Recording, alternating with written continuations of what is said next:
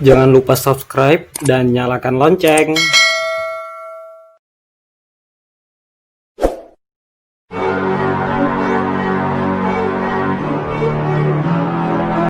Belajar daring bersama Pak Asrori dan Uco, Pendidikan Agama Islam dan Budi Pekerti. Pelajaran 7, Beriman kepada Malaikat Allah, kelas 4, semester 2. Assalamualaikum warahmatullahi wabarakatuh. Apa kabar anak-anak semua? Semoga senantiasa sehat dan tetap berada dalam lindungan Allah Subhanahu wa Ta'ala. Anak-anak, hari ini kita akan belajar tentang beriman kepada malaikat Allah. Nah, sebelum itu mari kita berdoa dulu. Rabbi zidni ilma warzuqni fahma.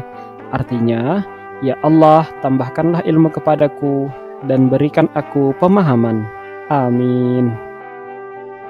Anak-anak, sekarang mari kita cermati dan membaca ayat berikut bersama-sama. Kita awali dengan bacaan ta'awudz. A'udzu billahi minasyaitonir rajim. Kullun amana billahi wa malaikatihi wa kutubihi wa rusulihi. Artinya, semuanya beriman kepada Allah, malaikat-malaikatnya, kitab-kitabnya, dan rasul-rasulnya. Quran Surat Al-Baqarah, surat kedua, ayat ke-285. Anak-anak, poin pertama yang akan kita bahas kali ini adalah makna beriman kepada Allah. Nah, anak-anak, iman secara bahasa artinya percaya. Secara istilah, iman artinya mengucapkan dengan lisan, meyakini dengan hati, dan melaksanakan dengan anggota badan. Iman kepada malaikat merupakan rukun iman yang kedua. Anak-anak, tahukah kalian makna beriman kepada malaikat Allah? Berikut ini adalah beberapa makna beriman kepada malaikat Allah. Yang pertama, meyakini bahwa malaikat itu ada meskipun tidak bisa dilihat. Yang kedua, meyakini bahwa malaikat itu adalah makhluk ciptaan Allah dan tidak boleh disembah. Serta yang ketiga, meyakini bahwa malaikat memiliki sifat-sifat khusus seperti selalu patuh kepada perintah Allah, diciptakan dari cahaya atau nur, tidak makan dan tidak minum, serta memiliki tugas-tugas tertentu. Nah, anak-anak, poin berikutnya, mari kita mencoba mengenal malaikat Allah dan tugas-tugasnya. Berikut ini adalah 10 nama-nama malaikat dan tugas-tugasnya yang wajib kita ketahui. Yang pertama, Jibril, tugasnya menyampaikan wahyu. Yang kedua, Mikail, tugasnya menyampaikan rezeki dan menurunkan hujan. Yang ketiga, Israfil, tugasnya meniup sangkakala saat hari kiamat tiba. Yang keempat, Israel, tugasnya mencabut nyawa.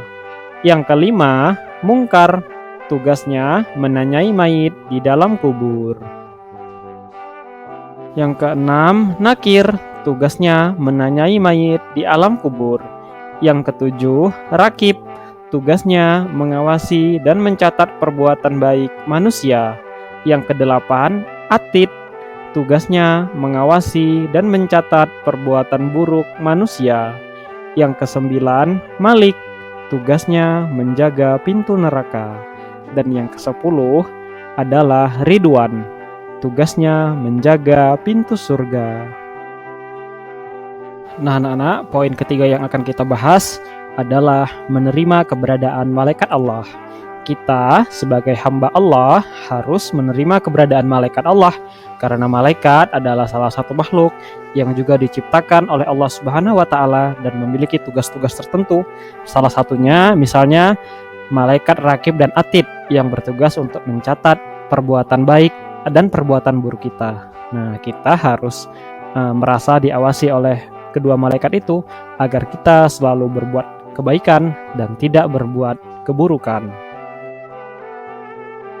Anak-anak, kita telah yakin bahwa malaikat itu ada. Kita telah diberitahu oleh Allah melalui sumber-sumber yang terpercaya, yaitu Al-Quran dan hadis Nabi Muhammad SAW. Berikut ini adalah cara agar kita dapat menerima keberadaan malaikat. Yang pertama, keyakinan yang pasti bahwa setiap saat kita takut dan ingat kepada Allah, karena ada malaikat yang mencatat perbuatan kita dan Allah akan memberikan balasannya. Yang kedua, banyak mengingat kematian. Serta yang ketiga, gemar mengerjakan perbuatan yang pelakunya didoakan para malaikat Allah. Misalnya, menuntut ilmu, mengunjungi para saudara dan sahabat, tidur dalam keadaan suci, dan memilih barisan paling depan dalam salat berjamaah. Setelah kita meyakini keberadaan malaikat di dalam hati dan mengucapkannya dengan lisan, kita juga harus mewujudkannya dalam perilaku atau perbuatan sehari-hari. Nah, anak-anak, beberapa perilaku yang mencerminkan iman kepada malaikat Allah adalah sebagai berikut. Yang pertama adalah perilaku bersedekah atau suka membantu orang yang kesusahan. Nah, seperti yang ada pada gambar di samping ini, anak-anak, kita harus meneladani perilaku tersebut untuk menunjukkan bahwa kita beriman kepada malaikat Allah. Lalu ada juga perilaku berbakti kepada orang tua. Nah, seperti gambar yang ada di samping ini, anak-anak, kita harus selalu berbakti kepada orang tua, tidak boleh melawan dan mematuhi segala nasihatnya. Nah, anak-anak harus patuh ya kepada kedua orang tua. Selanjutnya, perilaku yang mencerminkan keimanan kepada malaikat Allah adalah menjenguk orang yang sakit. Nah, ketika ada teman kita, sahabat, ataupun kerabat kita yang sakit, kita dianjurkan untuk menjenguk, menghiburnya, agar dia bisa kembali ceria dan penyakitnya segera sembuh. Nah, anak-anak, setelah mencermati penjelasan Pak Asrori tentang beriman kepada malaikat Allah, sekarang anak-anak dapat menjawab latihan soal yang ada di samping ini. Nah, dapat dikerjakan di buku tulis pendidikan agama Islam anak-anak masing-masing. Harap dikerjakan dengan sungguh-sungguh ya anak-anak. Baik anak-anak, cukup sekian video pembelajaran kita kali ini. Mari kita akhiri dengan bacaan hamdalah. Alhamdulillahirabbil alamin. Artinya, segala puji bagi Allah, Tuhan semesta alam. Terima kasih. Wassalamualaikum warahmatullahi wabarakatuh.